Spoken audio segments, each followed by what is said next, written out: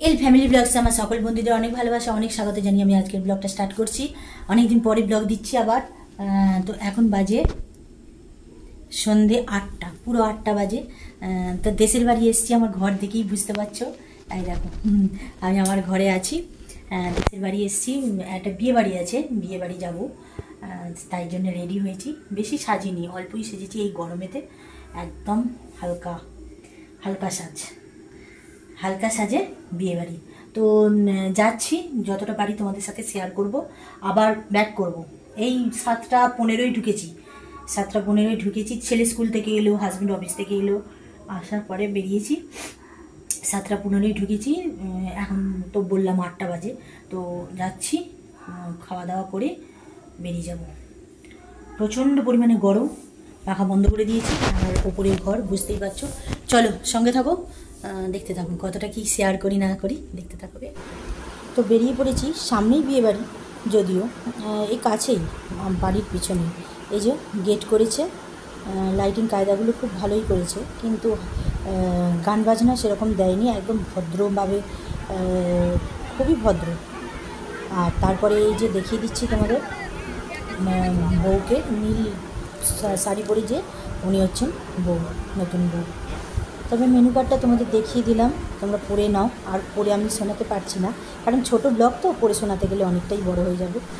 তারপর menu card অনুযায়ী একে একে সব খাবারই চলে এলো। প্রথমেই দিয়ে গেছে লেবু, তারপরে স্যালাড, তারপরে এখানে সস দিয়ে গেল, ফিশ চপ দিয়ে গেল। আস্তে আস্তে সবই মোটামুটি চলে এসছে। আস্তে আস্তে খেয়েও নিলাম আমরা, সেগুলো আর দেখালাম না। এখানে নান পুরি এলো, তারপরে আসছে কিমা দিয়ে তড়কা, তারপরে চলে এলো ফ্রায়েড রাইস, বাসন্তী পোলাও যেটা বলে, ফ্রায়েড রাইস নয়, বাসন্তী পোলাও। তারপরে দই কাতলা, বাসন্তী পোলাওয়ের সাথে দই কাতলা। তারপরে প্লেন ভাত, মাটন, প্লেন ভাতের সঙ্গে মাটন দিয়ে গেল।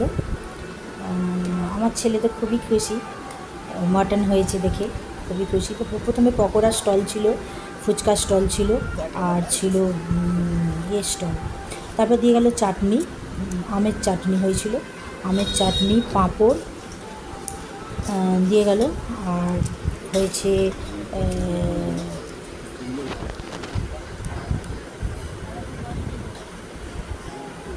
এখানটা একটু অসুবিধেই হয়ে গেল তোমাদের, দিয়ে গেছে দই। যেহেতু আইসক্রিম করেনি, আমার ছেলের মনটা একটু খারাপই ছিল, দই দিয়ে গেছে। দইটা যদিও আমরা খাইনি, শাশুড়ি মাকে দিয়ে চলে গিয়েছিলাম, দইটা বাড়ি নিয়ে চলে গিয়েছিলাম। তারপরে এখানে দিয়েছে কেশর ভোগ দিয়েছিল, সন্দেশ দিয়েছিল, এ হচ্ছে আজকে। আর সঙ্গে ছিল পানটা তো আমার ছেলে খুবই ভালোবাসে, আর পানটা এরপরে খাওয়াও খুব ভালো। যদিও হচ্ছে আজকের খাবার। আবার ব্যাক করতে হবে, বাড়ি যেতে হবে। এখন মোটামুটি 8:30 বেজে গেছে। 9টার মধ্যে বেরোবার চেষ্টা করছি, কারণ অনেক দূরই তো যেতে হবে। পানটা দিয়ে গেল, মানে হাত ধোয়ার জল দিয়ে গেছে, হাত ধুয়ে আর ওই দইটা নিয়ে বাড়ি চলে যাব, শাশুড়ি মাকে দিয়ে একদম সোজা এসেছি বাড়িতে একবারে। এখন বাজে 10টা 25, খাওয়া দাওয়া করে ওখানে 9টার সময় বেরিয়েছি, 10টার সময় এসে পৌঁছে গেছি। ছেলে খুব টায়ার্ড হয়ে গেছে, খালি গায়ে আছে, ঘুমিয়ে পড়েছে। এসেই হাত পা ধুয়ে চোখে একবার ওষুধ দিলাম, আজকে চোখে ওষুধ তেমন দেওয়াই হয়নি।